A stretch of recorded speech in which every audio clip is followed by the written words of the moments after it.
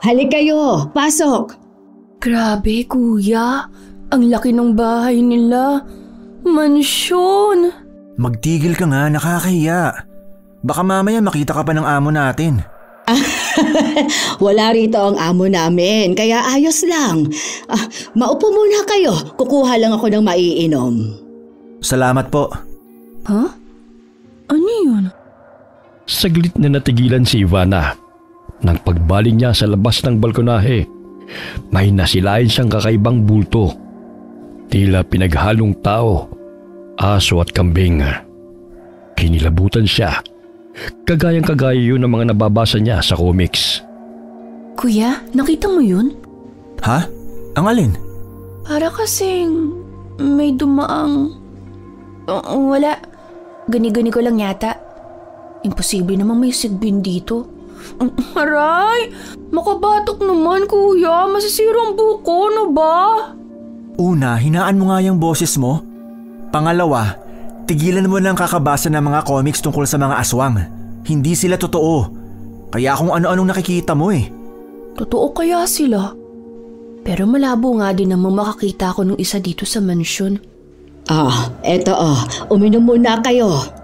Salamat po. Saan po pala kami ma-assign? At kailan po kaya kami pwede magsimula? Sana naman po hindi sa labas. Masisira ang balat ko eh. Dito na lang po sa loob ng mansyon. Pwede po akong taga-timpla ng kape ng amo natin pero ayoko maging kusinera. Pagpasensya niyo na po yung kapatid ko. Ganyan lang talaga yan. Ubod ng arte. Hindi naman anak mayaman. Ay, kaso iha, sa pananiman ng kalamansi lang kasi may available. Kaya naman, doon ko kayo ilalagay. Po? Magtatanim? Baka masirang kuko ko. Tagadilig na lang po kaya ako. Palabiro yung kapatid mo, ano? Hindi naman ako nagbibiro. Huh? Manang Peping? Sino po yun? Saka, baliw ba siya? Sino kausap niya? Shh! Si Sir Gavin yan, ang amo natin. Nagbalik na pala si Sir. Ay, sorry po. Ano nga ulit ang pangalan mo? Ivana po. Ivana. Ingatan mo yung bibig mo at baka hindi pa kayo nagsisimulang magkapatid matanggal na agad kayo sa trabaho. Pwede ba? Itika mo yung bibig mo, Ivana. Pang ilang trabaho na natin to. At pag di pa rin tayo natanggap, talagang matutulog tayo sa gilid ng kalsada. Kasalanan ko bang para talaga siyang baliw? Ivana! Matalas ang tabas ng dila ng kapatid mo. Pagsabihan mo yan at mainitin pa naman ang ulo ni Sir. Pasensya na po. Gulat na napatras si Ivana nang biglang sumulpot ang isang lalaki. Kakaiba ang itsura nito. Walang buhok, kulubot ang balat at tuyong-tuyo habang nanlalaki at nanilisik ang mga mata. Naglalaway rin ito na animoy asong may rabies. Inoo! Ay di ba sabi ko sa'yo, hindi ka pwedeng magpakita kung may ibang tao. Anong nangyari sa kanya? Sino po siya? Siya ang anak ko na si Inoo. Huwag niyo siyang pag-isipan ng kung ano dahil lang sa itsura niya ha. May kapansanan siya kaya siya ganyan. Ganun po ba? Pasensya na po. Nagulat lang tong kapatid ko. Apa. Mukha siyang maligno. Kuya, aray! Hi Inoo. Ako si Rans. Ito naman ang kapatid ko, si Ivana. Pipe si Inoo, kaya hindi niya kayo maiintindihan at hindi niyo rin siya makakausap. Inoo, bumalik ka na sa kwarto natin. Bilis! Ano pong sakit? Pwede na kayong magsimula ng trabaho ninyo ngayon at yung mga bag niyo, akin na. Sa ngayon, sasamahan kayo ni Iseng sa taniman. Iseng! Po? Iseng, samahan mo naman sila sa kalamansian. Po?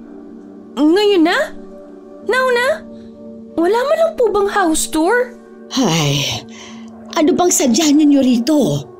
Magtrabaho o magbakasyon? Pasensya na po. Ate Iseng, Tayo na po. Ivana, halika na. Pero… Wala nang pero-pero. Dito ang daan. Ano kayang sakit ng anak ni Manang Peping? Tsaka parang siyang nakita ko kanina sa balcony. Nakakatakot naman siya. Mukha siyang sipin. Tanungin ko kaya si Ate Iseng. Kung ano man yung iniisip mo, tigilan mo na. Opo. KJ naman ni Kuya. Tatanong lang eh. Pagkarating nila sa kalamansian, agad na itinuro ni Iseng ang mga gagawin nila. Silang nakatakda magtanim ng mga puno ng kalamansi. Ngunit hindi pa man sila nagsisimula, ay puro reklamo na si Ivana. Paano? Maiwan ko na kayo ha? Tawagin ko na lang kayo pag tanghalian na. O tawagin nyo na lang ako pag may kailangan kayo. Sige po, salamat po ulit. Kuya! Ang init-init naman dito. Dapat doon na lang tayo sa loob ng mansyon nagpa-assign. Kaso nga pala, nandun yung mukhang sabi na anak ni Manang Peping. Tumigil ka nga dyan, Ivana. Tsaka yung bunganga mo. Baka mamaya marinig ka ni Manang. Tanggalin pa tayo sa trabaho. Bawal na po bang magsabi ng totoo ngayon? Pero kahit na, hindi ka dapat ganyan. Ay, bilisan mo na yan. Tulungan mo na ako dito. Ito na nga. Kaasar naman. Ang dumi na ng kuko ko. Saan ko to ilalagay? Dito na lang. Eh yun kuya. Ipapatag din ba natin yun? Alin? Yun o. Yung parang bahay ng nuno sa punso. Hindi ko alam eh. Wala namang nasabi si Ate Iseng. Pero linisan na lang din natin. Kuya, baka may nunong nakatira dyan. Manuno pa tayo. Tumigil ka na nga sa kakareklamo, tulungan mo na ako. Isa pa, hindi totoo ang mga nuno gaya ng aswang, sigbin o kung ano pang nabasa mo dun sa comics at napanood sa TV. Kaya tumayo ka na dyan. Tulungan mo na ako. Paano nga kung meron? Di maganda. Makikita mo na mga kalahi mo. Kuya! Hoy! Anong ginagawa nyo? Kuya, si Sir Gavin. Nakakatakot siya. Magandang umaga po, sir. Ano po, pinapatag lang po namin ng lupa dito banda para mataniman din ng kalamansi. At sino nag-utusan yung patagin yan, ha? Manang Peping! Anang! Po, sir! Ano na namang ginawa ninyo, ha? Wala naman kaming ginawa. Aray! Huwag ka nang sumagot. Hindi ba kabilin-bilinan ko na huwag ipapagalaw ang punso na yan? Sir, sorry po. Nakalimutan ko pong ibilin sa kanila. Baguhan ba kayo? Opo. Pasensya na po. Sige. Palalampasin ko kayo sa ngayon. Pero ayoko na maulit to, ha? Naintindihan nyo? Opo. Ivana. Bakit? Ikaw naman may gustong patagin. Aray! Opo. Doon na kayo sa kabila magtanim. Manang? Po. Igiyan mo sila ron. Opo. Halina kayong dalawa rito. Hindi ba kayo tinuruan ni Iseng kung ano lang ang gagawin at gagalawin? Panira talaga kayo ng araw. Kaya bago-bago nyo lang. Gusto nyo yatang masampulan eh. Nabuisit. Ayoko pa namang nagpupunta rito. Kala ko mabait tong si Manang Peping pero kasing pangit pala ng anak niyang ugali. Che. Tumigil ka na, pwede ba? Doon sa gitna ng mga kalamansing ito. Ayos lang ho ba kayo, Manang Peping? Ano hong nangyari sa braso nyo? Wala ito. Yak! Galis po ba yan? Anong sabi mo? Wala pong sinabi ang kapatid ko. Tayo na po, Manang. Hindi na. Hanggang dito lang ako. Kailangan ko na rin umalis dahil sumusumpong na ang allergy ko. Allergy po? Allergic po kayo sa kalamansi? Linisan ninyo ang bahaging yon at doon kayo magtanim. Kung may tanong o kailangan kayo, tawagin ninyo si Iseng. Ano ba kuya? Ang baho ng kamay mo. Kadiri! Bakit na naman? Ikaw, pigilan mo nga yung bibig mo. Mapapahamak tayo dyan eh. Tahimik na nagpatuloy sina Ivana at Ran sa pagtatanim. Sa bawat hukay ng lupa, ramdam ni Ivana ang bigat ng araw at init na dumidikit sa kanyang batok. Panay ang buntong hininga at kamot niya sa ulo. Halatang hindi sanay sa ganoong gawain. Ay, nakakainis naman. Hindi ka sanay sa ganyang trabaho, no? Ikaw pala. Pwede po bang magpahinga muna? Eto, uminom muna kayo ng kuya mo. Yun! Salamat po. Kanina pa talaga ako uhaw na uhaw. Teka, orange juice po ba yan? Wala po bang lychee? Lychee? Huwag niyo na lang pong pansinin. Itong kapatid ko kasi medyo may tililing eh. Narinig kita. Wala kaming lychee eh. Ayaw mo ba? Ako na lang iinom nito. Hindi. Pwede na rin po yan. Salamat. Salamat. Nga pala, ano nga po ulit ang pangalan nyo? Ising. Ako si Ising. Matagal ka na po rito? Oo, simula noong 6 years old pa lang ako. 6 years old? Namamasukan na po kayo kahit nung 6 years old ka pa lang? Bata pa lang ako nang mamasukan dito si Mama. Pagka 6 ko, sinama niya ako rito tapos nung ano po? Noong namatay siya, ako nang pumalit sa kanya. Namatay po? Bakit po siya namatay? Ano po ikinamatay niya?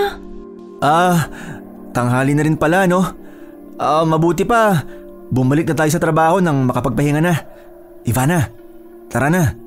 Teka lang, gusto kong malaman kung nung kinamatay ng mama niya. Halika na nga. Pasensya na po.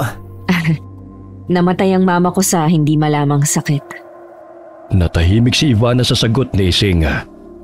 Sa paraan ng pagkakasabi nito, hindi lamang sakit ang naramdaman niya, kundi para bang biglang sumariwa kay Ising ang lahat. Kita sa mga mata nito ang kirot at higit pa roon may kakaibang takot at tila pilit itong ikinukubli. Sorry, dapat pala hindi na po ako nagtanong. Ayos lang yon, pero may pakiusap sana ako. Ano po yun? Pwede bang wag na natin tong pag-usapan? Lalo na pag nandito si Manang Peping. Bakit naman po? Ayaw na ayaw niya kasing pinag-uusapan ang tungkol sa pagkamatay ni Mama. Parang anak na rin kasi ang turing ni Manang kay Mama eh. Opo. Hindi na po magtatanong pa si Ivana tungkol doon. Di ba, Ivana? Ha? Opo. Pasensya na po ulit. Pagkatapos ng maikling pag-uusap, muli silang bumalik sa ginagawa nila. Naging maayos naman ang trabaho nila hanggang sa muling bumalik si Ising para sa hapunan. Bukod sa stay-in sila, ay libre na rin ang pagkain nila. Rans, Ivana, magtanghalian na muna tayo. Mamaya nyo na lang ulit yan ituloy. Yun! Sakto, gutom na po talaga ako. Ano pong ulam? Ivana, mahiya ka nga. Dahil Biyernes ngayon, nagluto si Manang Peping ng munggo. Meron ding pritong isda, tortang talong at tinapa. Yun lang? Pa yan? Same lang din ang parati naming ulam. Tara na. Mabuti pa nga po. Nga pala, paano kayo napadpad na dalawang magkapatid dito? Tsaka itong si Ivana, mukhang bata pa. Ilang taon ka na nga? Mukha lang po akong baby face pero 18 years old na po ako. Talaga? Mukha kang 16. Siguro dahil sa height. Mana sa'yo? Bansot ka din naman ah. So ano nga, paano kayo napunta rito? Yung pamilya kasi namin, nabaon sa utang. Si Daddy nakulong dahil sa ipinagbabawal na gamot. Habang si Mami, dinala sa rehab kasi nawala na sa katinoan matapos ang mga kamalasang nangyari sa pamilya namin. Ganun ba? Pasensya na ha. Kaya pala halatang hindi sanay at may pagkamaarte itong si Ivana. Mukhang may kaya pala kayo dati. Ganun na nga po. Bilisan na natin. Baka naghihintay na sila. Mainit pa naman ang ulo ngayon ni Manang Peping. Teka ate, Doon po ang daan papasok sa loob ng mansyon Hindi. May daan rin kasi dito sa likod na konektado sa kusina. Mas malapit kasi kung dito dadaan. Saglit silang natahimik. Pagkarating sa kusina, naroon na halos lahat ng trabahador. Mga nasa 10 katao rin yun. Hindi pa kasama si Manang Piping, Iseng, Rans at Ivana.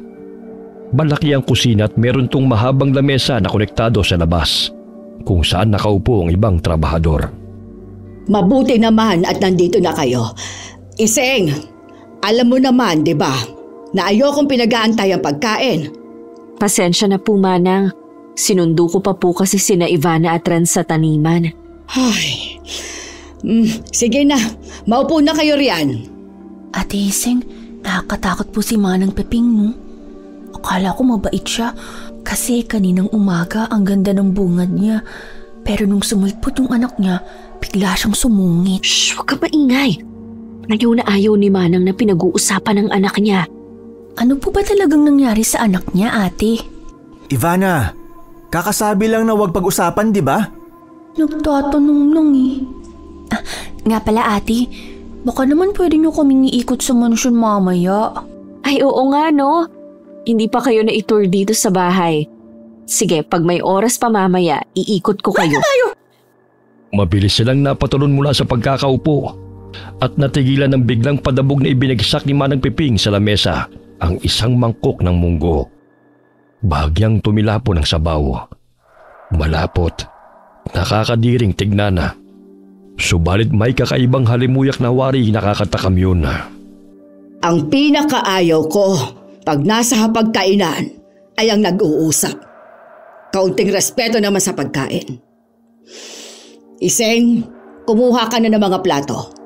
Kuya, munggo ba talaga yan, no?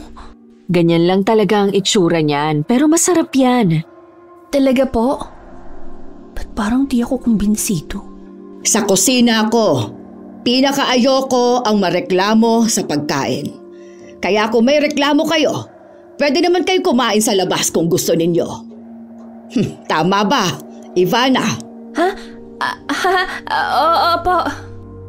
Ay nako talaga, Ivana. Pag tayo hindi pinakain ni Manang, lagot ka sa akin. Gutom pa naman ako ngayon. Manang Piping, tulungan ko na po Hindi kayo. na, maupo ka na lang diyan. Opo. Siya nga po pala, nasaan po si Sir Gavin? Hindi po ba siya sasabay sa atin? Walang amo na sumasabay sa mga trabahador, iho. Bukod ang oras ng pagkain ni Sir Gavin. Ganon po ba? Pagkatapos mabigyan ng plato ang lahat, nagsimula na silang kumain. Medyo napapangiwi pa si Ivana habang sumasandok. Samantalang iba nilang kasamahan ay tila takam na takam at sarap na sarap. Kahit hindi naman ganun kaganda ang pagkakaluto ng mga pagkain. O Ivana, bakit hindi ka pa kumakain? Huwag ka nang mahiya. Opo. Kuya, masarap ba? Kuya. Ha? Kako, kung masarap po ba? Para ka kasing takam na takam dyan. Sa totoo lang, parang kakaibang lasa nito pero gutom na rin talaga ako dahil sa pagtatanim natin kanina. Isa pa, kailangan nating masanay sa pagkaing hinahain ni Manang Piping dahil kailangan nating magtagal sa mansyon na to. Alam mo namang wala na tayong ibang pupuntahan, di ba? Sige na, kumain ka na. Bakit? May problema ba sa mga hinanda ko? Wala po. Huwag niyo na lang pong pansinin si Ivana. Alam niyo naman po yan. Nga pala. Pasensya na kanina. Yang bunganga kasi ng kapatid mo, masyadong pinapainit ang ulo ko. Hindi ko natuloy kayo nailibot sa bahay. Totoo ba yan? Humihingi siya ng sorry? Mabait naman talaga si Manang Piping. Medyo hindi lang naging maganda ang unang encounter nyo kanina. Iseng, mamaya, ilibot mo muna sila Ivana at Rans. Saka ituro mo na rin sa kanila kung saan ang kwarto nila. Opo. Mabait? Parang di ko sure. Yan din akala ko noong unang kita namin kanina pero biglang nagsungit. Nakakapagduda tuloy yung kabaitan niya ngayon. Pero sa kabilang banda, ililibot sa buong bahay. Excited na ako! Mukhang excited ka na sa house tour Ivana. Ha? Kumain ka na at lalamig na yung pagkain mo. Apa, masarap ba talaga to? Ivana, ano ba? Huwag mo na nga amoy-amoyin yan. Isubo mo na lang. Insulto yan kay Manang. Gusto mo ba na hindi ka na niya pakainin? Ito na nga po. Masarap naman pala. Pwede na. Aray! Sabi naman sa'yo, masarap. Lalo na kapag nasanay ka na, mas lalo pa yung sasarap sa panlasa mo. Anong ibig niyong sabihin dun? Lalong sasarap? Ipinagkibit balikat na lamang ni Ivana mga panibagong tanong sa isip niya at itinuloy ang pagkain. Pagkatapos kumain, nagbalikan na sa kanilang gawain ng ibang mga trabahadora. Samantalang tinupad naman ni Ising ang pangako at inilibot sila sa mansyon. Dito naman ang kwarto mo, Rans. Kasama mo rito yung iba pang stay-in na trabahador. Saan po ako? Hindi po ba kami magkasama ni Kuya? Doon naman tayo sa kabilang kwarto. Bukod kasi talaga ang lalaki at babae dito. Yun kasi ang gusto ni Sir Gavin. Nga pala ate, kanina niyo pa po kami iniikot dito sa bahay. Pero wala akong ibang nakitang tao maliban sa ating mga trabahador at kay Sir.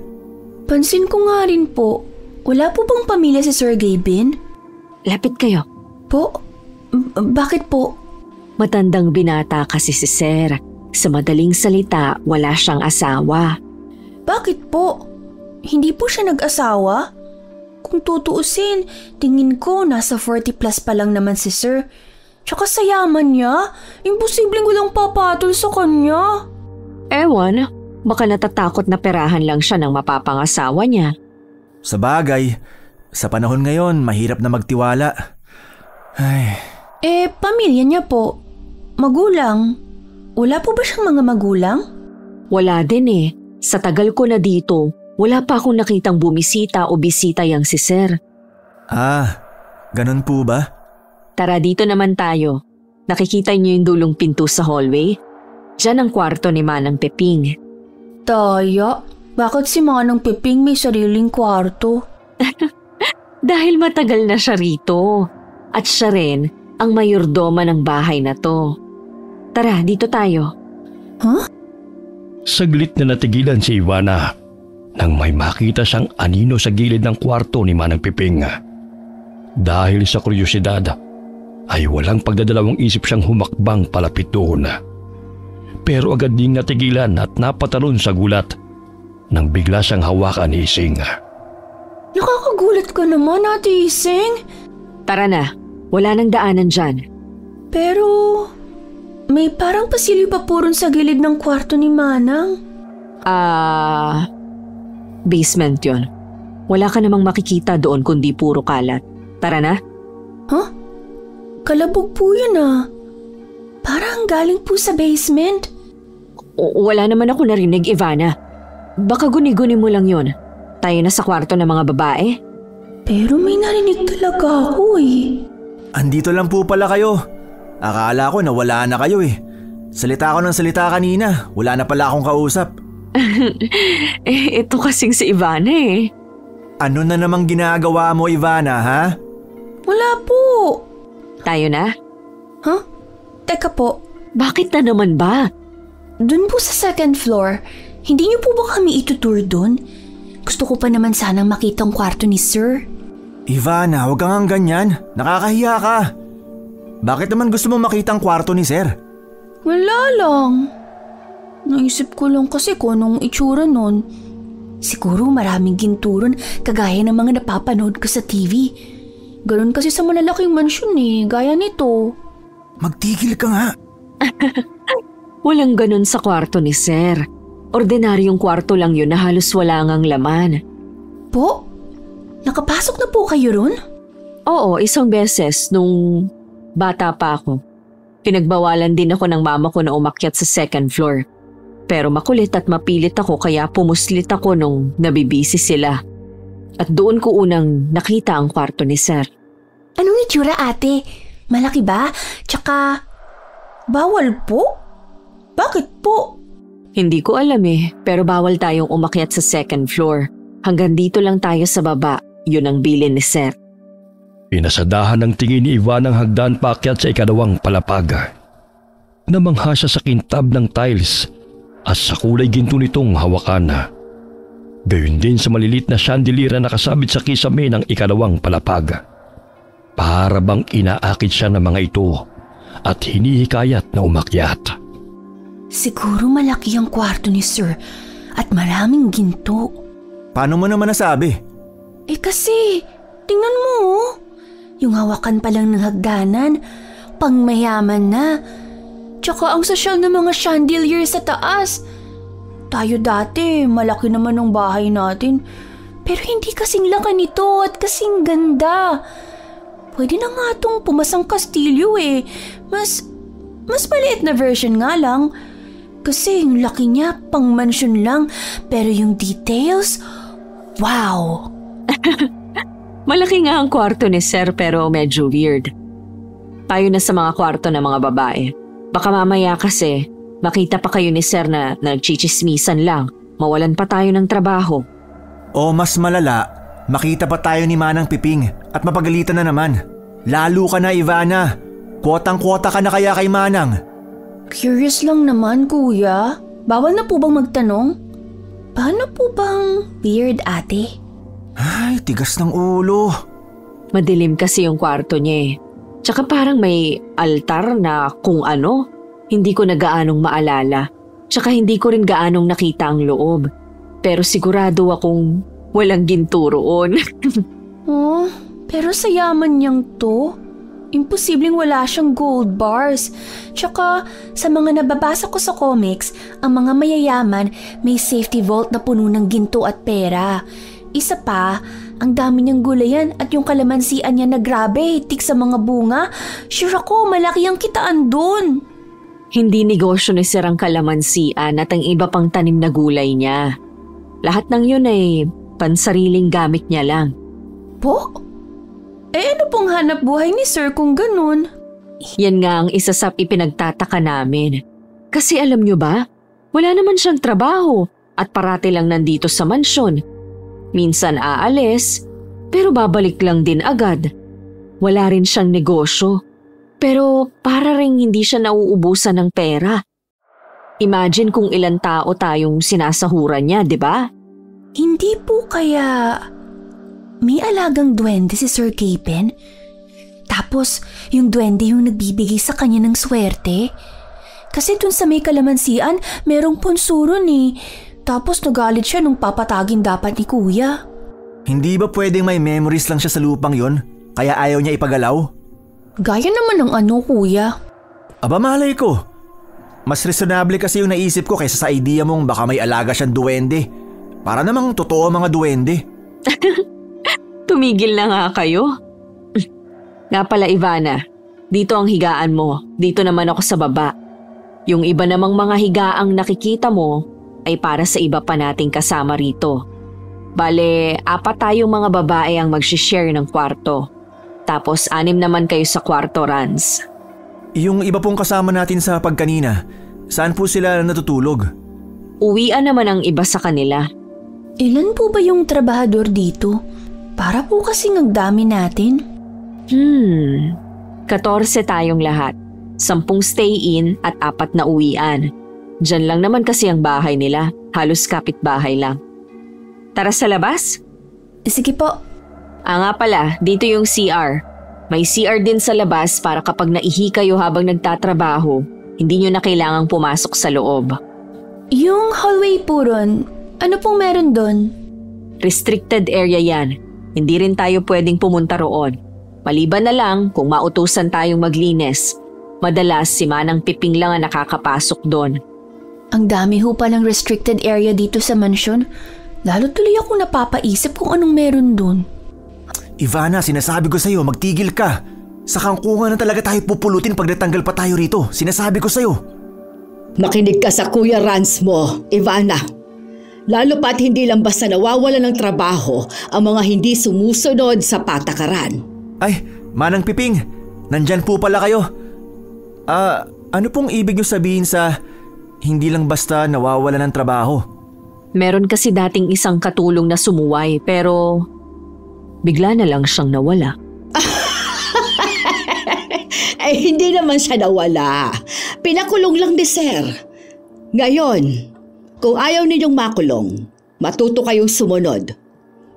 Siya, tama na ang house tour at bumalik na kayo sa trabaho ninyo. Narinig mo? Kung ayaw mo makasama si Daddy sa kulungan, magpirmi ka. Iseng, maiwan ka. Opo. Babalik na po kami sa trabaho. Di ba't kabilin-bilinan ko na hindi na uungkatin ang nangyari noon? Huh? Iseng, yung inutos ko sa'yo, nakalimutan mo na. Po, inutos? Opo. Bakit? May problema ba? Wala po, kuya. Bago tuluyang tumalikod ay muling nilingon ni Ivana ang mahabang pasilyo. At mas lalo tuloy siyang napaisip kung anong meron doon at kung bakit bawal ang pumunta roon maging sa ikalawang palapag ng bahay. Simula nang dumating sila kaninang umaga ay nararamdaman na niya na may kakaiba sa mansyon ng amo. Kuya. Wala lang. Bakit nga? Kasi parang may kakaiba sa mansyon. Tsaka sa ikinikilos ni Manang Piping. Ikaw ba talaga yan? Anong meron? At bigla namang seryoso ka? Kasi kuya, ganito yung mga plot na nababasa ko sa comics. Ayun! Balik na naman tayo sa comics. Sabi sa'yo, tigil-tigilan mo na yan eh. Pero, alam mo, sa totoo lang, medyo nakakapagduda nga. Ang laki-laki ng bahay pero ang daming bawal puntahan. May problema ba, kuya? Parang kanina ko pa po kasi kayo napapansing lunok ng lunok. May nakabara ba sa lalamunan niyo? Hindi ko nga alam eh. Para akong naglalaway. Gusto niyo po kuha ko kayo ng tubig? Sige, kuha mo ako. Medyo alangan pang naglakad palayo si Ivana. Habang panakanakang lumilingon sa kuya niyang panay pa rin ang paglunok at paghawak sa leeg na animoy may nakabara roon. Pagdating niya sa kusina sa likurang bahagi ng mansyon ay naabutan pa niya roon si Iseng na naglilinis. Ate Iseng. O Ivana, ikaw pala. Anong ginagawa mo rito? Manghihingi po sana ako ng tubig. Nandun, kumuha ka na lang. May ginagawa pa kasi ako. Sige po. Ano po pala yung kinukuskus nyo dyan? Tugo po ba yan? Ha? Yung pinaglutuan to kanina. Sige po, kukuha na po ako ng tubig. Niluto kanina? Parang wala namang karning niluto kanina. Bahala na nga. Pagkakuha ni Ivana ng tubig ay dali-dali siyang bumalik sa kuya niya. Pagdating niya roon nadatnan niya itong nakatungo sa lupa. Naglalaway at sumusuka. Mabilis niya itong nilapitan at muntik pang mapatid sa pagmamadali. Kuya? Kuya, namumula ka na. Ayos ka lang ba? May masakit ba sa'yo? Hihingi na ba ako ng tulong? Ayos lang ako. Wag na. Yung tubig. Ito po. Tubig pa. Ha? Teka, kukuha ko. Hindi. Alalayan ko na lang kayo papunta doon. Ang layo kaya ng kusina, kuya. Tara, kaya mo bang tumayo? Oo. Ano ba kasing nangyari sa'yo, kuya? Hindi naman po kaya dahil dun sa kinain natin kaninang tanghalian? Pero, bakit ikaw lang? Kumain din naman ako Pwede ba? Mamaya ka na dumaldal dyan. Tulungan mo muna ako.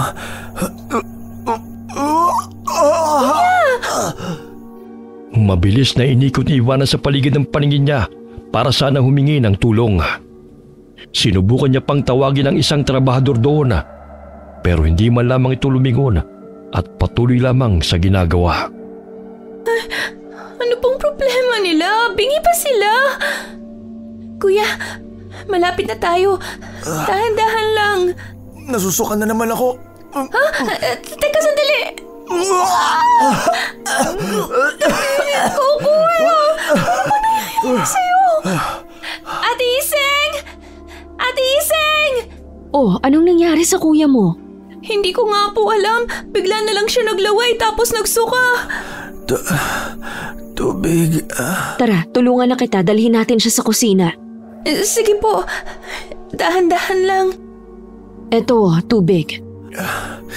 Salamat.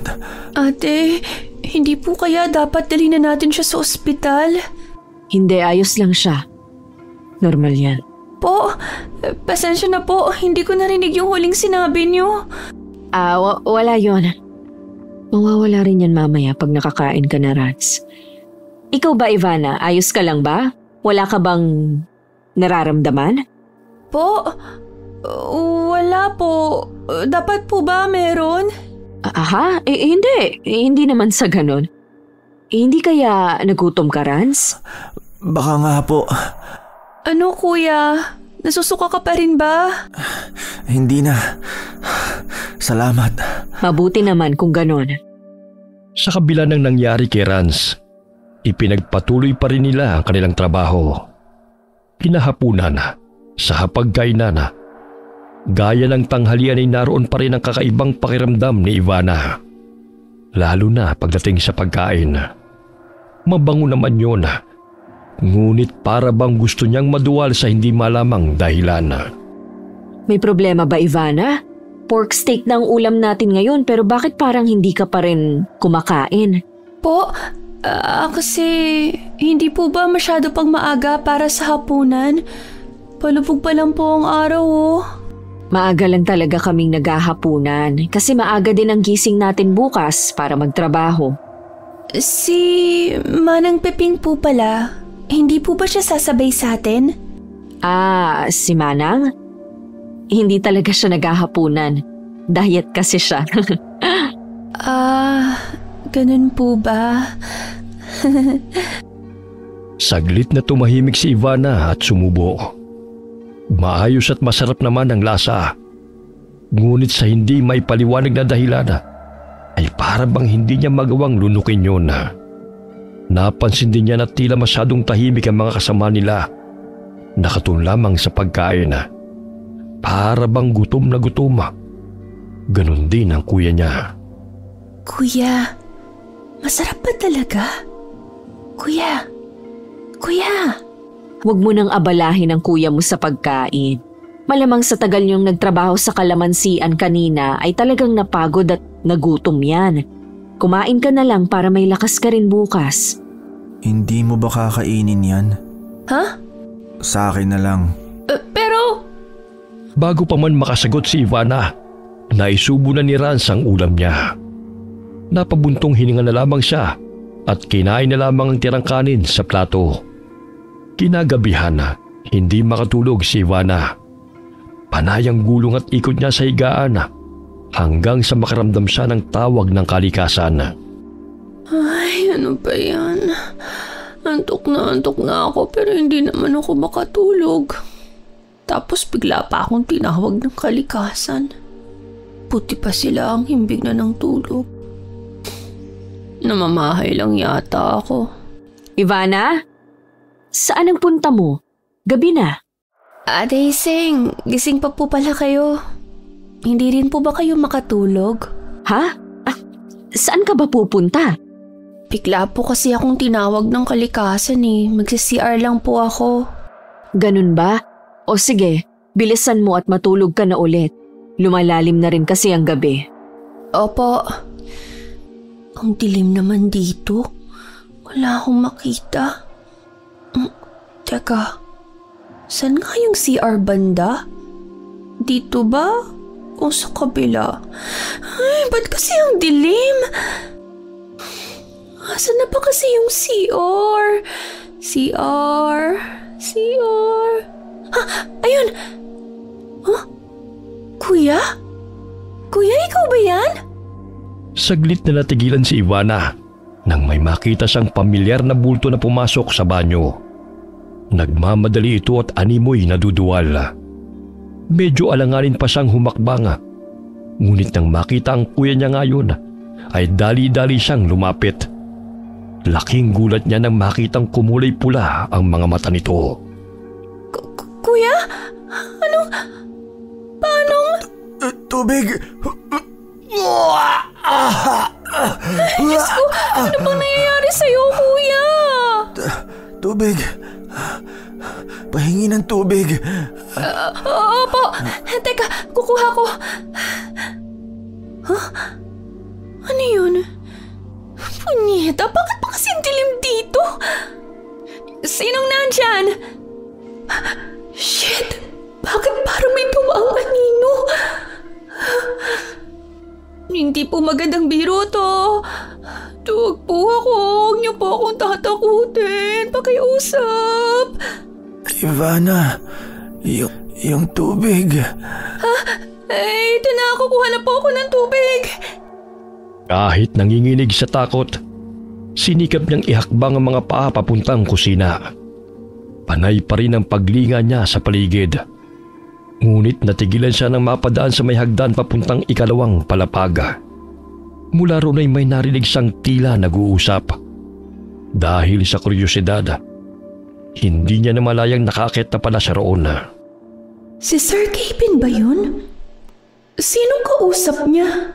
Sapat na bang mga naani kong gulay bilang handog sa'yo? Ha? Handog?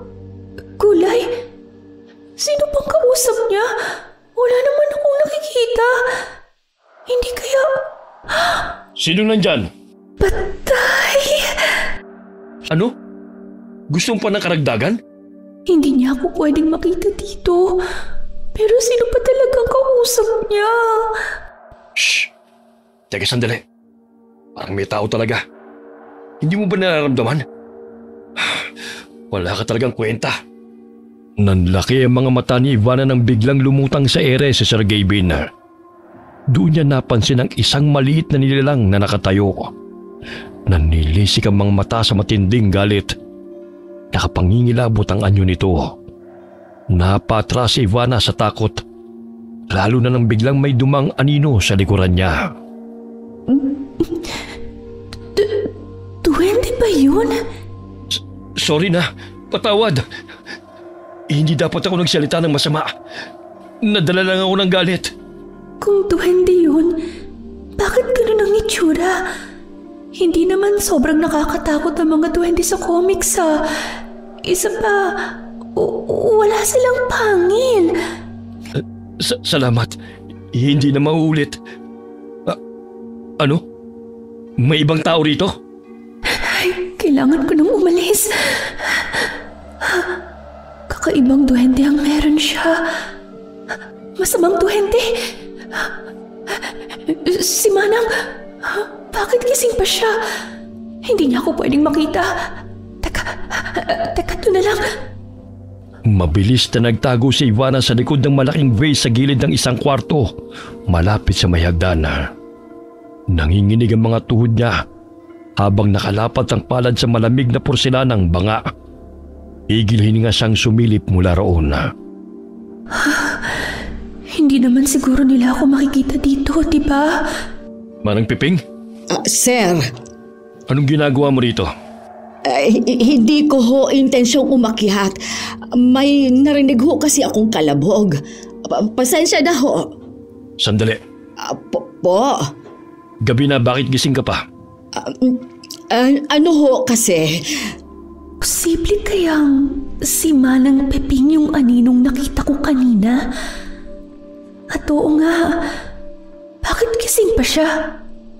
Malayo ang kwarto niya sa hagdan, kaya imposibleng marinig niya ang kalabog mula ron. Akala mo ba hindi ko malalaman ang ginagawa mo? Sir, patawad po. Walang pwedeng makalam ng sikreto ko, Manang. Sikreto? Yun ba yung tungkol sa duwende? O may iba pa? Oras na may makalam nito, papatayin kita. At idadamay ko rin ang anak mong halimaw. Naiintindihan mo? Opo! Umalis ka na bago pa magising ang iba. Opo! Ivana? Patay! Si Kuya! Anong gagawin ko? Ivana, nasan ka na? Ivana? Ako na pong bahala sa kanya, sir. Saglit na sumilip si Ivana mula sa likod ng banga. At gano'n na lamang ang gulat niya nang mapalingon din si Sergey Bin sa direksyon niya. Agad niyang tinakpan ang bibig at bago pa siya mahalata ay mabilis siyang gumapang papasok sa isang kwarto. Doon niya namataan ang hagdan pababa. Walang alinlangan siyang bumaba roon. Pikit matang pinipigilan ng sariling mapasigaw. Ay, muntik na ako doon. Tama talaga si Kuya. Dapat mag-iingat na ako eh. Pero teka, nasa na ba ako? Ba't parang mas lalong madilim at malamig dito? Ano yun? Hindi. Guni-guni mo lang yun, Ivana. Imposible. Imposibleng may tunog ng mabilis na hayop rito. Walang hayop dito. Wala. Leche, wala pang ilaw dito. Ano yun? Natatakot na talaga ako. Paano kung nandito pala yung sigbi na nakita ko kahapon? Leche, paano huwag kang mag-isip ng kung ano at hanapin na lang ang ilaw. Nasa na ba kasi yun? Ayan, nahanap ko ng switch. Halima! Hindi ba sinabi ko na? Aswang! Hindi ka pwedeng pumasok dito. Aswang! Aswang! Aswang! Nanlaki ang mga mata ni Ivana. Nanginginig ang kanyang mga kamay. Ramdam niya ang unti-unting pagdilim ng paningin, kasabay ng mabilis at malakas na tibok ng kanyang dibdib.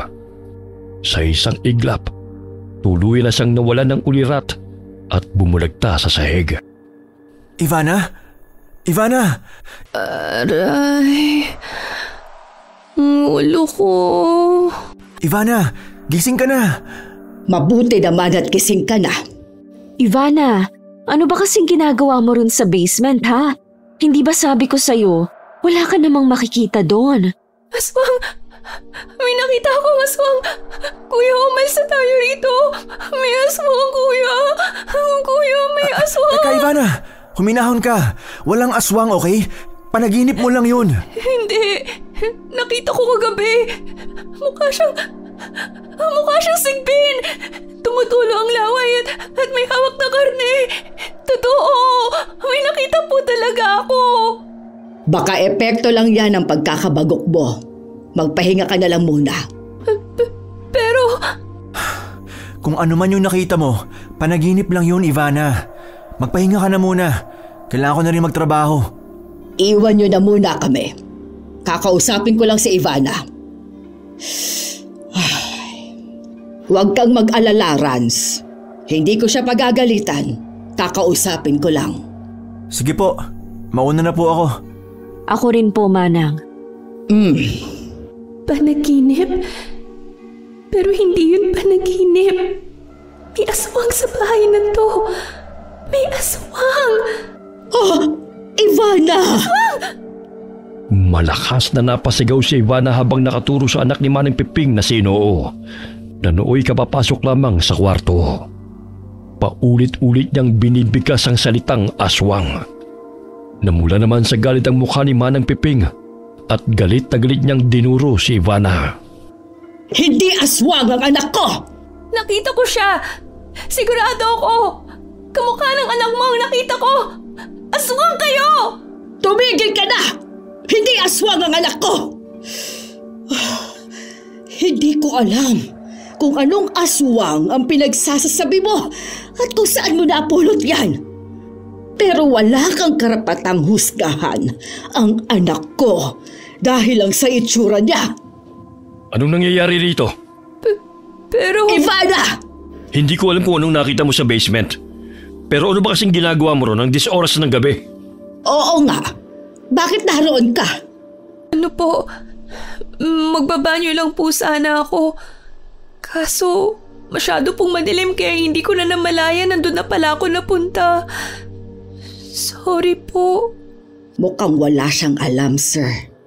Ligtas pa rin po ang sikreto ninyo. Inoo, anak, tayo na.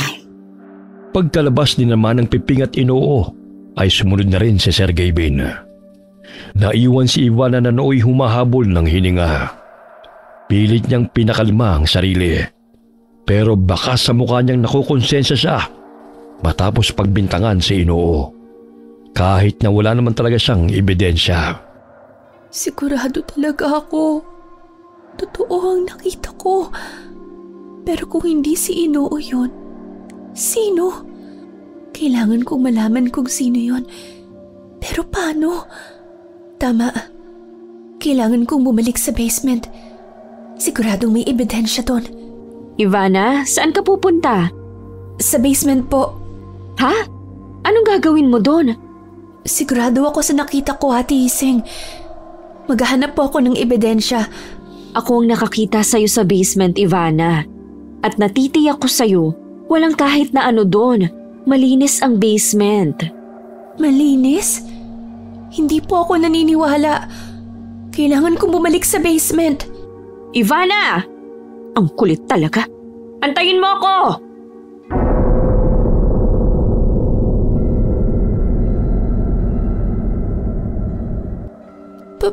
Paano? Malinis nga ang basement. Sabi ko naman sa'yo, di ba? Wala ka ngang makikita dito. Tara na, bumalik na tayo sa kwarto at kainin mo na yung dinala kong lugaw bago pa lumamig. May hagdanan yun dito. Asa na yung hagdanan? Ano bang pinagsasasabi mo, Ivana? Tara na. Pero Ate Ising… Ano ba? Gusto mo bang mapagalitan ka na naman? Gusto mo bang mawalan kayo ng trabaho o ipakulong ni Sir? Galit po ba kayo? Pinapainit mo kasi ang ulo ko eh. Nag-aalala lang naman ako sa'yo. Tara na. Maupo ka dyan at kainin mo tong lugaw na dinala ko sa'yo. Ano po yan? Bakit kakaiba po ang itsura? Lugaw. May karneng baboy ito. Kainin mo ha. Ubusin mo. Pero hindi pa po kasi ako nagugutom. Kumain ka kahit onti lang. Ito. Sige na. Sige po. Bakit po ganun ang lasa? Nakakadiri. Ha? Hindi naman. Baka sa panlasa mo lang yun. Subukan mo ulit. Pero… Sige na. Ganun pa rin po ang lasa, Ate Ising. Akadiri po talaga. Ano po ba yan? Ano pong hinalo niyo sa lugaw? Wala naman akong nilagay. Sige na, isa pa.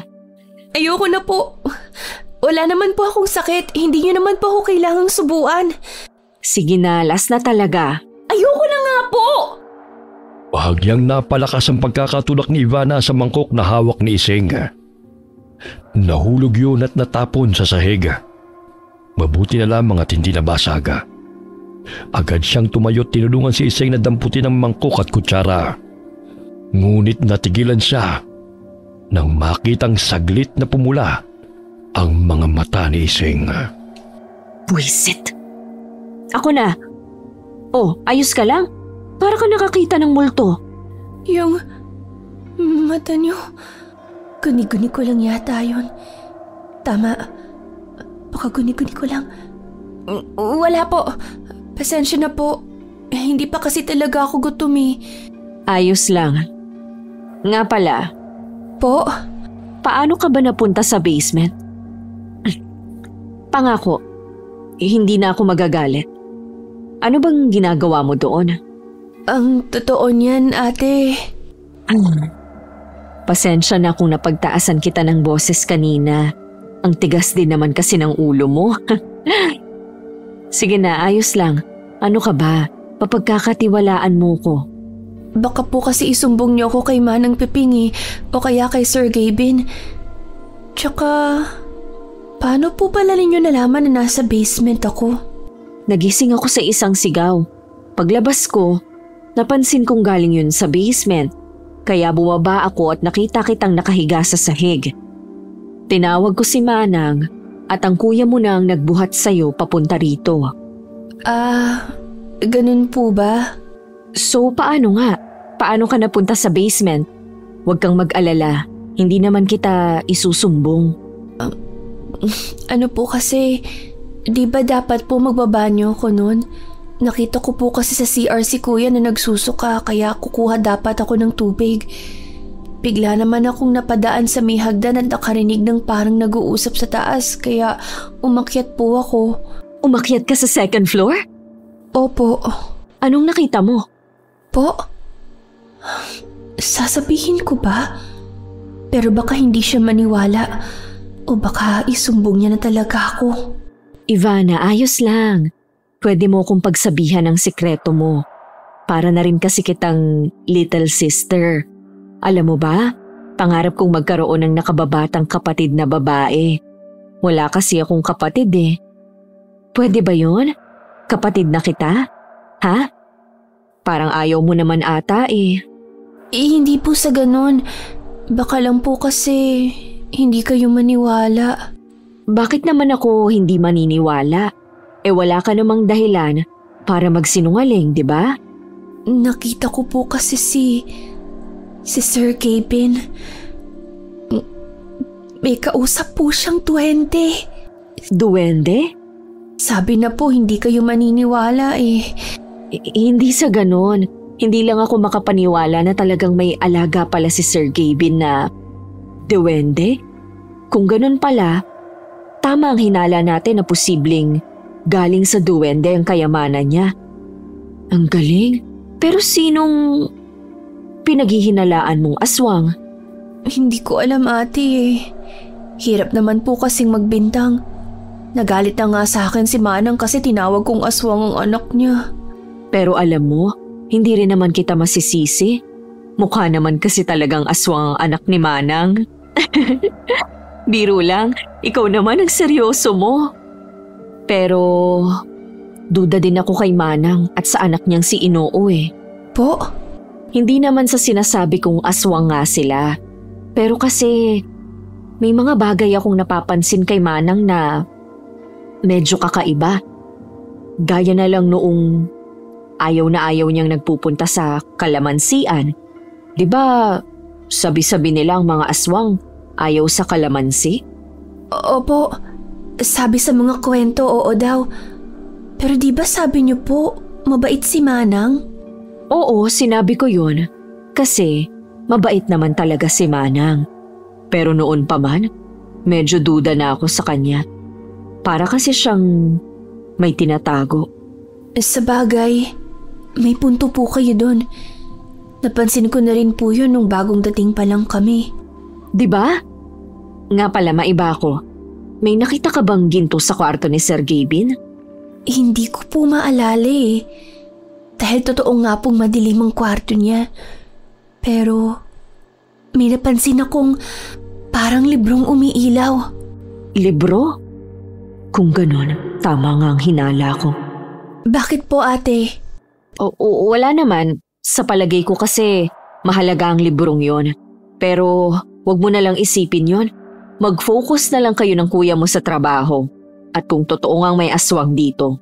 Ang tagal ko nang nagtatrabaho rito pero ligtas naman ako. Maging tanda na lang sana yun sa'yo na sumunod na sa bilin at huwag maging swail. O paano? Kailangan ko nang bumalik sa trabaho eh. Sige po.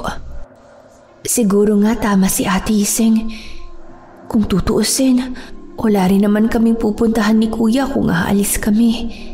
At hindi naman siguro ako mapapahama kung hindi na ako susuway, di ba? At kung kakainin nga ako nung aswang, bakit buhay pa ako? Ay, bahala na nga. Saglit siyang natahimik. Saka nagpa siyang pumunta na sa kalamansian para magtrabaho. Pagkarating niya roon ay nabutan niya pa ang kuya niyang abala sa pagbubungkal ng lupa. Baka ilang beses niya pa itong tinawag.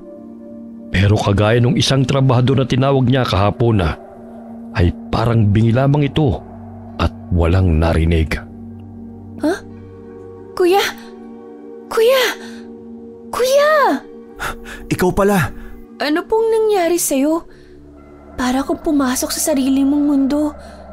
Nakailang tawag ako pero hindi mo man lang ako nilingon. Kuya! Kuya! Kuya, ano ba? Kinakausap kita!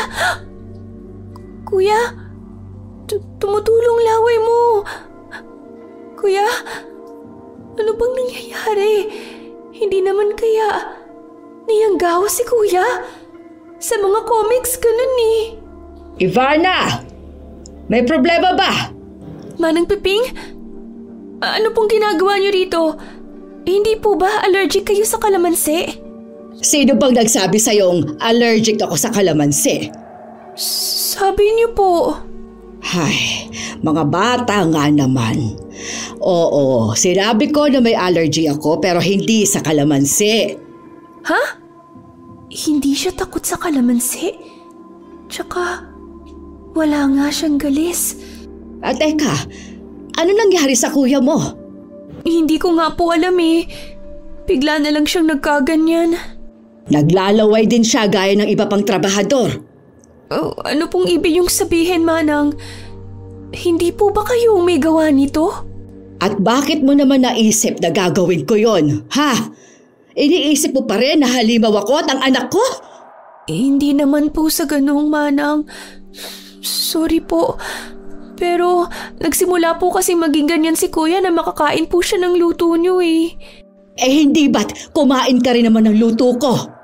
Oo po, pero halos wala rin po ako nakakain kasi hindi ko talaga kayang kainin ang mga luto niyo. Pasensya na po. Ay, pero kung tutuusin, hindi naman ako ang nagluto ng lahat ng yon. Po? Wala. Sige na, bumalik ka na sa trabaho mo. Hayaan mo na lang muna ang kuya mo. Pero,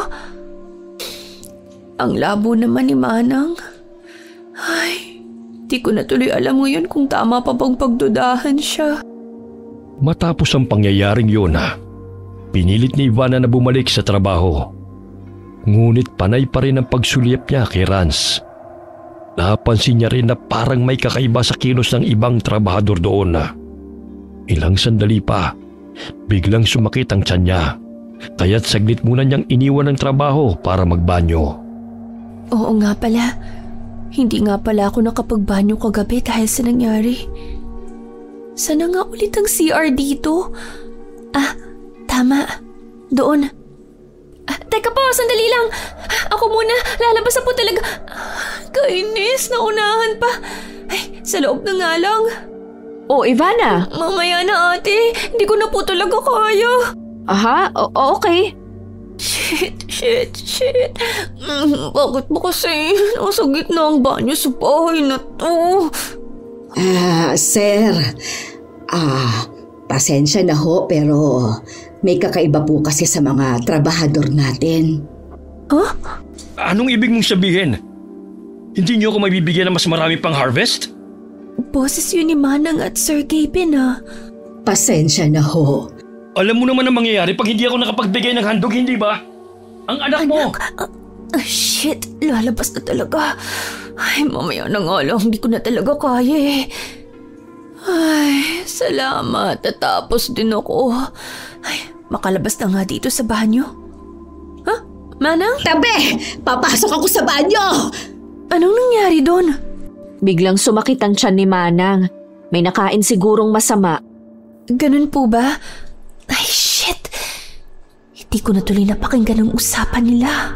Bakit? Sumama din ba ang tiyan mo? Po? Hindi po. Balik na po ako sa trabaho. O sige. Tama. May sinabi sa Sir Kevin tungkol sa handog nung gabi. Parang hindi nasiyahan yung duwende niya sa ibinigay ni Sir. Pero anong kinalaman nun sa mga nangyayari kina Kuya? Tsaka anong mangyayari sa anak ni Manang? Ay.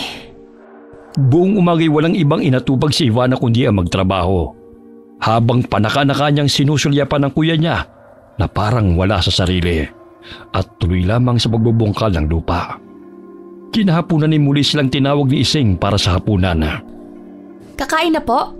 Sasabihin ko pa lang sana, Inunahan mo naman ako. Kuya? Huh? Asa na siya? Ayun o, nauna na.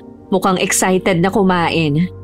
Ate Iseng, wala ka po bang napapansing kakaiba kay kuya at saka sa iba pang mga trabahador dito?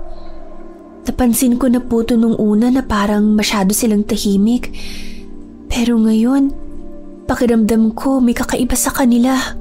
Ano ka ba? Normal lang yan sa taong pagod. Yung naglalaway po, normal din po ba yun? Ha? Ate, hindi po kaya may ginawa si Manang sa kanila? Ayoko pong mag-isip ng masama pero nakakabahala na po kasi talaga. Paano kung… Ano ka ba naman, Ivana? Huwag kang mag-isip ng kung ano-ano. Masyado pang maaga para malaman nyo.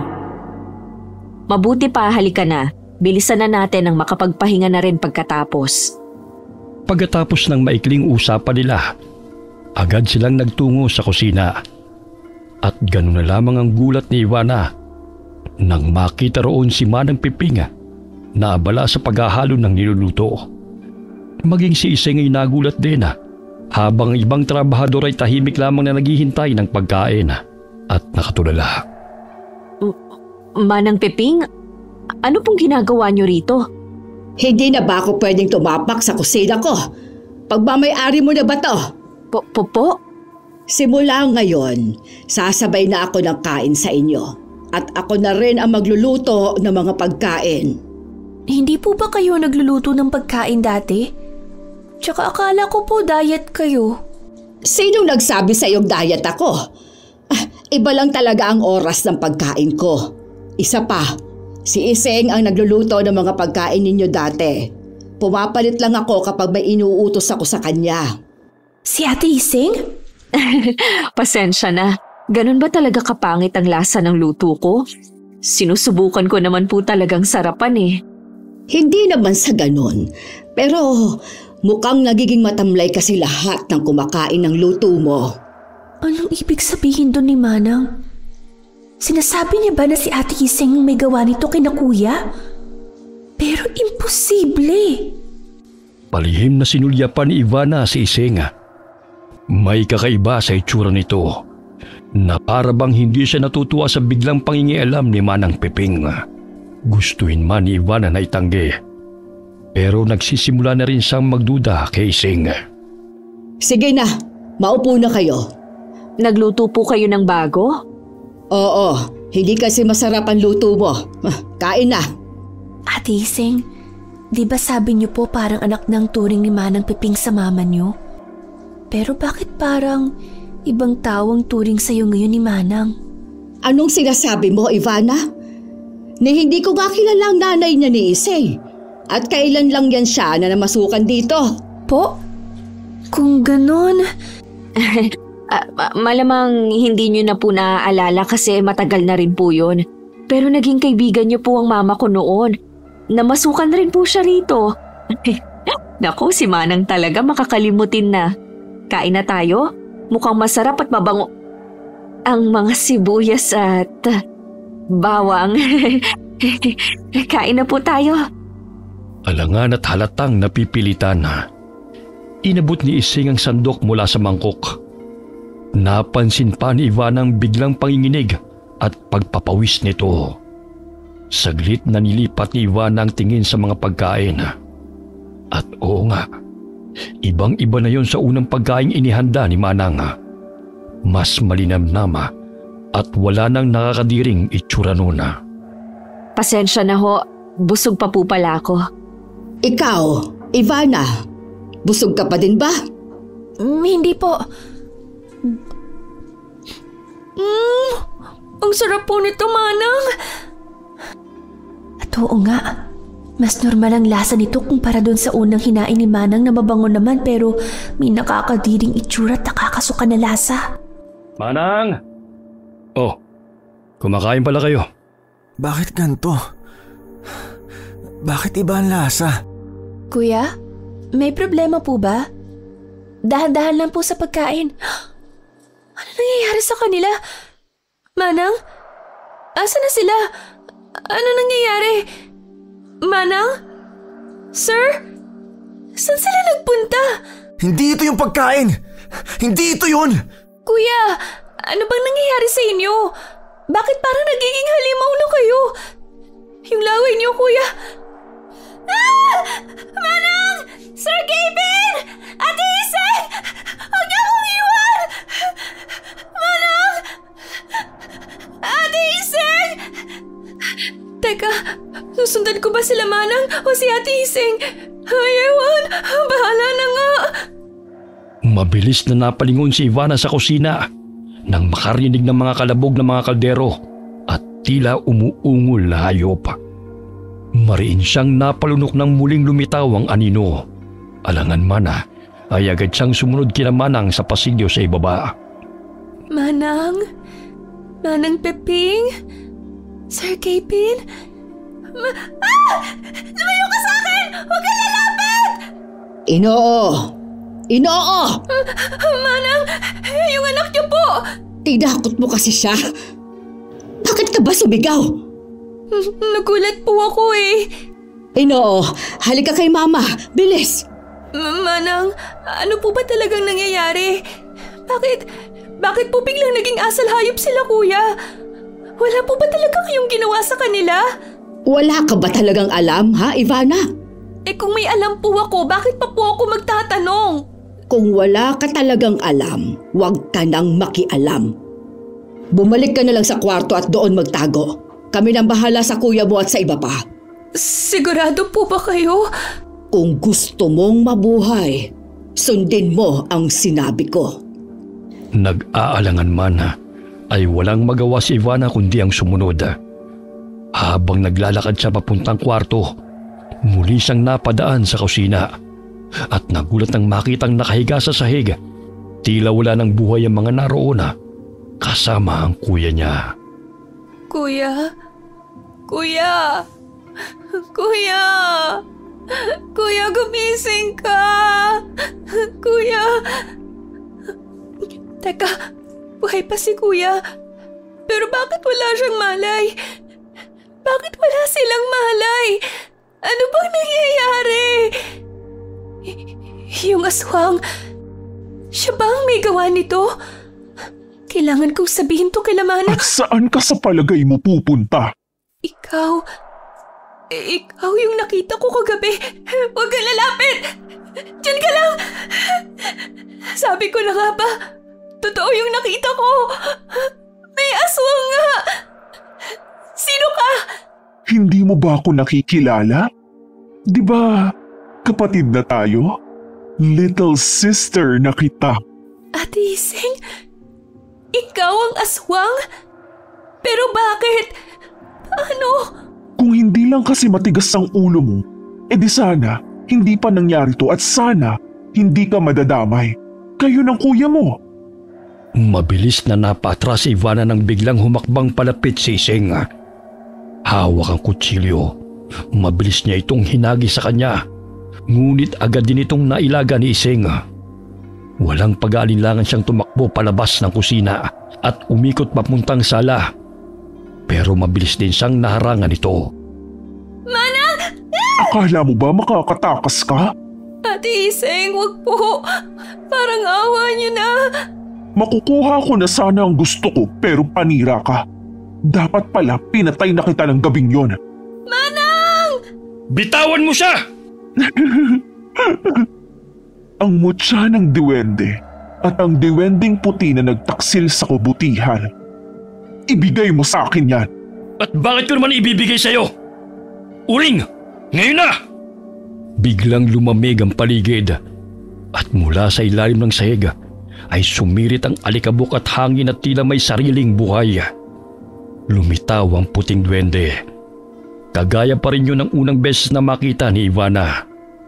Sa isang iglap, sumiklab ang liwanag na tila apoy at dumiretso yun kay Iseng pero hindi ito natinag.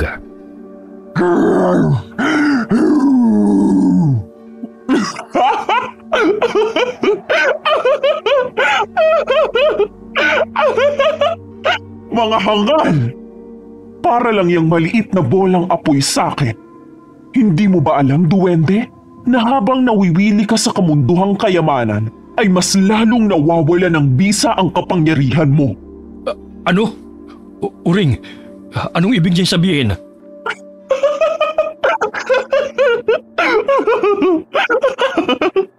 Katapusan niyo na! Ivana! Dito, bilis! Uring! Huwag mong hayaang makalapit! Sir, delikado po tayo rito. Masyado siyang malakas. Ano pong gagawin natin? Natatakot na po ako. Uring! Harangan mo kami! Kailangan namin makatakas! Ano? Bakit po? Ano pong sabi ng duwende? Unti-unti na siyang nakokontrol ng sigbin. Ano na pong gagawin natin kung ganon? Manang! Manahimik ka muna, Ivana. At hayaan mo si Sergey Bin na makapag-isip. Wala na akong pagpipilian kundi gamitin ng mutya ng duwende. Umusog kayo! May kung anong dinukot mula sa ilalim ng damit si Sergey Bin. Isang makintab na batong halos kapareho ng diamante. Mabilis niya itong itinaas.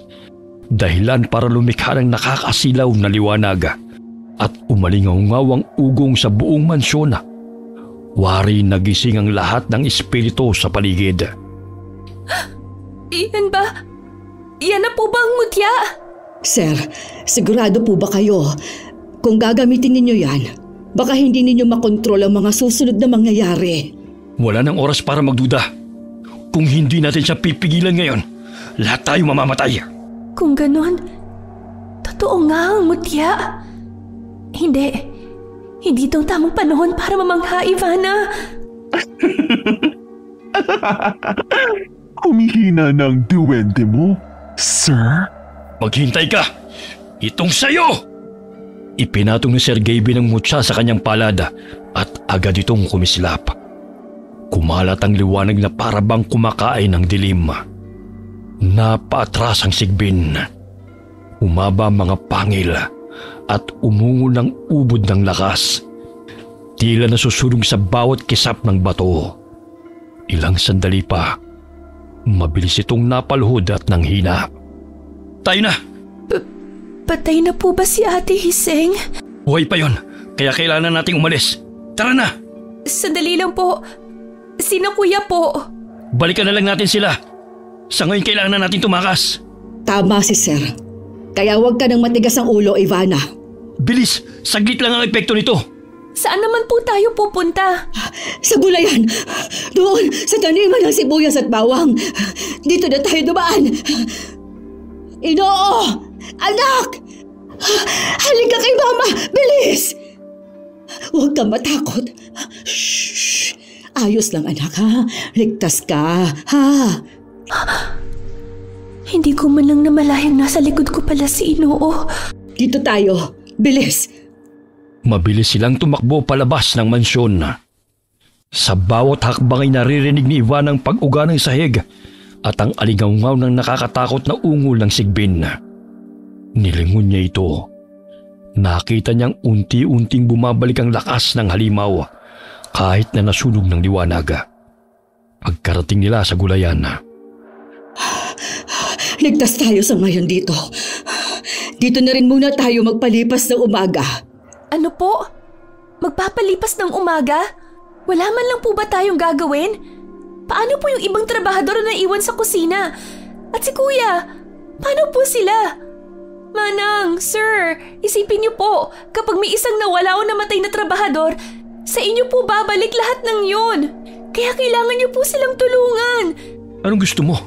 Natatalo na nga ng halimaw na yun ang duwende ko. At nagamit ko na rin ang mutya. Wala na rin yung silbi. Pero wala na lang po ba tayong gagawin? Kaya nga tayo maghihintay ng umaga. Dahil mas mahina sa umaga ang mga aswang na gaya niya. Pero baka mahuli na po tayo kung mag-aantay pa ng umaga.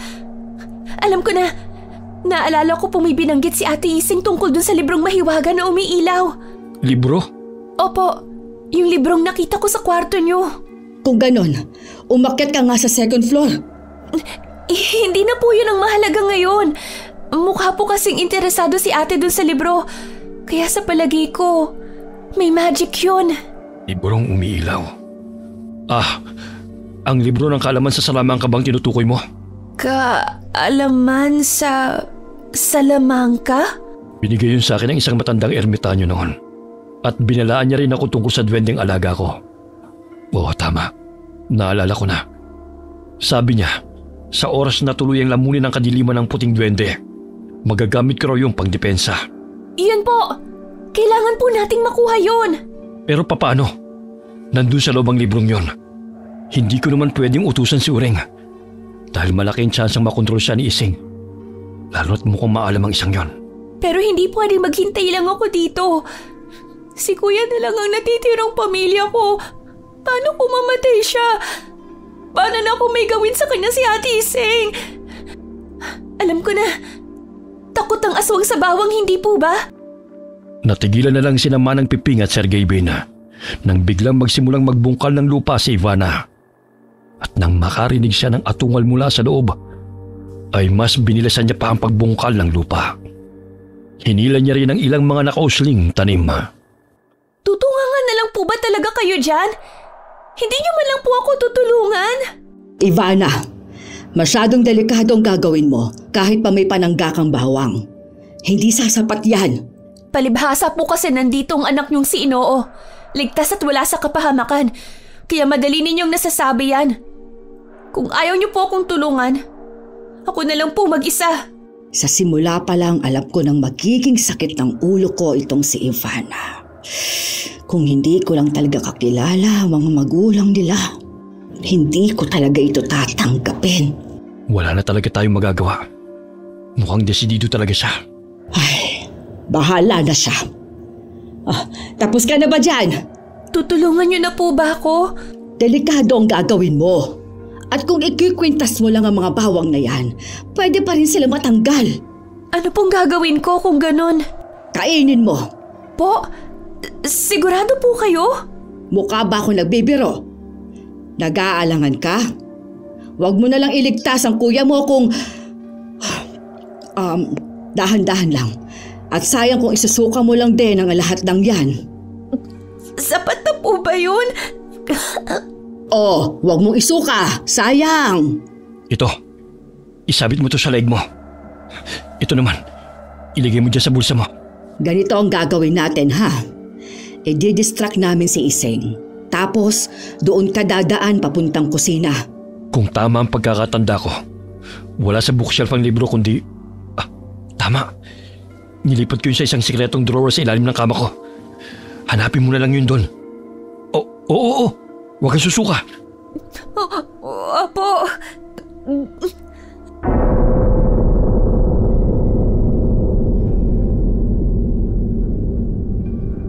Sige, pumuesto ka na.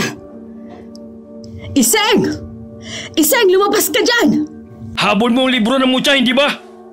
Nasa akin yun! Sige na.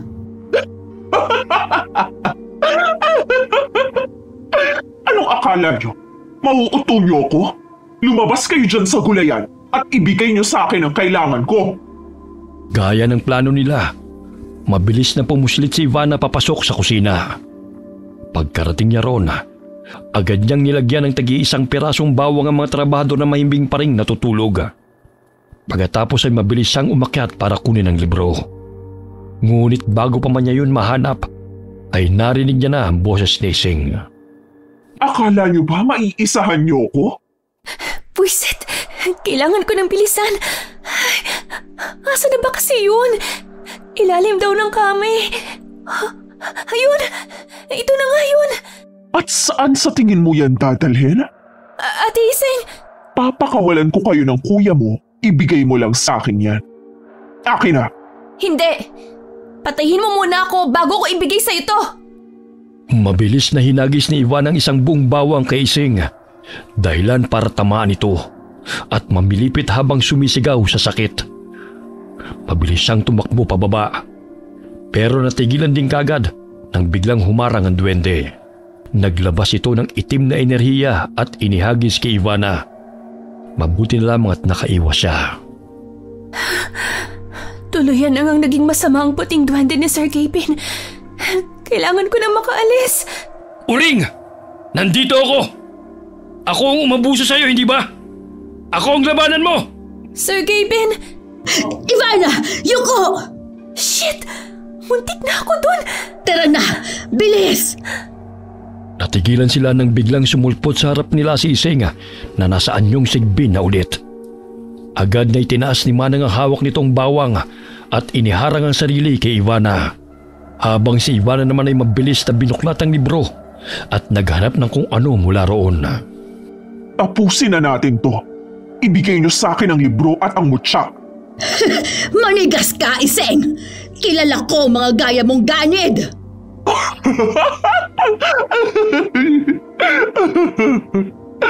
Ganid? Hindi ba ikaw at ang sir mo ang ganid dito? Ano pa namang libro to? Wala akong maintindihan sa mga nakasulat dito. Sino ba sa atin ang gumagamit ng kapangyarihan ng mutya at ng duwende para pagalingin ang anak at para magpakasasa sa yaman? Ako ba? Oo, pagiging makasarili nga ang ginawa ko. Pero maiintindihan mo rin yon kapag naging ina ka na. Kahibangan! Tingnan natin kung may magagawa ka pa pag pinatay ko ang anak mo. Hindi! Ino! Anak, bakit ka naman umalis sa gulayan? Hindi ba sabi ko doon ka lang? Asa na? Teka, punyeta, bakit ganitong sulat nito? Hindi ko maintindihan. Ang mutya ba to? Kailangan sigurong idikit. Bahala na nga. Ibibigay niyo ang gusto ko o papatayin ko si Inoo? Sir Gaben? Sir Gaben! Tulong! Hindi ako makahinga! Shit! Anong gagawin ko? Alam ko na! Ate Iseng! Gusto niyo po ang mutya at libro, di ba po? Nandun kay Sir Gaben ang mutya! At kung gusto niyong makuha yon, kailangan niyo siyang tulungan! Anong ginagawa mo, Ivana? Anong pinaplano mo? Basta, magtiwala na lang kayo. At paano ako makakasigurado na hindi niyo ako lolokohin? Huwag niyo pong sabihin natatakot kayo sa duwende. Kung tutuusin, kaya niyo nang bawiin ang mutya ngayon din. Kailangan niyo lang talunin ng duwende. Hindi ako tanga, pero may punto ka. Mabilis na binitiwan ni Iseng si Inoo at inatake ang duwende. At nang makawala sa itim na salamangka si Sir Gaben, ay mabilis siyang nilapitan ni Ivana at kinuha ang mutya nito sa leeg at idinikit sa libro. Anong nangyari? Bakit hindi gumana? Ano bang ginagawa mo? Sabi po kasi dito sa libro, idikit ko daw po eh. Ayun po yung picture oh. Hindi ko kasi maintindihan yung nakasulat dito. Patingin! Ayan po. Baligtad pala. Mabilis silang napatakip ng mga mata nang biglang nagliwanag ang libro ng sobrang tindi. Kasunod nito ang umaalingaw na atungal ni Iseng. Nagtagal yun ng ilang minuto hanggang sa unti-unting humupa ang liwanag.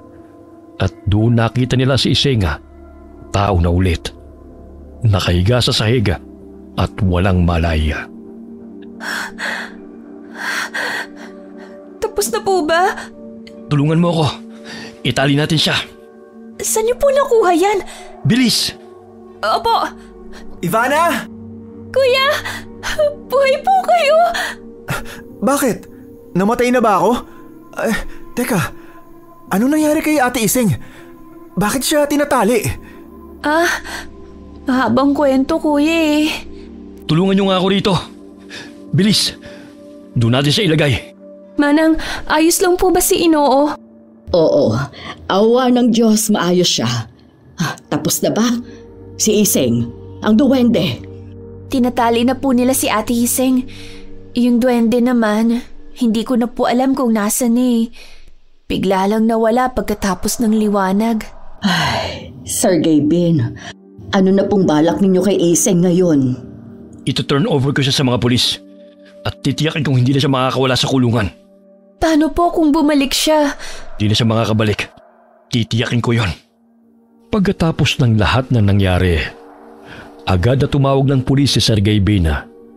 Ipinaliwanag niyang nagtangkang magnakaw si Iseng at nakasakit pa ng kapwa niya kasambahay. Yun din ang kwento na pinaabot ni Ivana sa kuya niya at sa iba pang trabahador. Sa presensya ng mga pulis, wala nang nagtanong o nakiusoso pang mga kapitbahay kung ano talaga ang nangyari ng gabing yun. Nagpatuloy ang kanilang trabaho sa mansyon, ngunit nagbago na ang lahat. Si Ivana, na dati isa lamang sa mga taga-tanim, ay naging kanang kamay na ni Sergey Bin sa negosyo. Hindi na siya basta manananim, kundi isang pinagkakatiwalaang katuwang.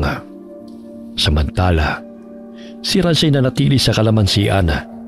Mas pinili niyang manatili bilang magsasaka dahil anya'y mas gusto niyang paghirapan ang kanyang kinikita at tunay na nag-e-enjoy siya sa simpleng buhay na yon. Mula noon, unti-unti na ring nawala ang bakas ng kababalaghan. Nasunog ang bahay ng duwende sa may kalamansian. Tanda na tuluyang nang naglaho ang nilalang na yon. Nang lumaon, natuklasan din ni Ivana at Rans ang totoo. Ang anak pala ni Manang Piping na si Inoo ay may karamdaman na tinatawag na progeria o premature aging syndrome, dahilan ng kakaibang anyo nito. Sa kabila ng lahat, dala ni Ivana ang mga aral ng gabing yun na may mga bagay na hindi may papaliwanag ng mga mata at may mga sekreto ring mas mabuting manatiling nakatago.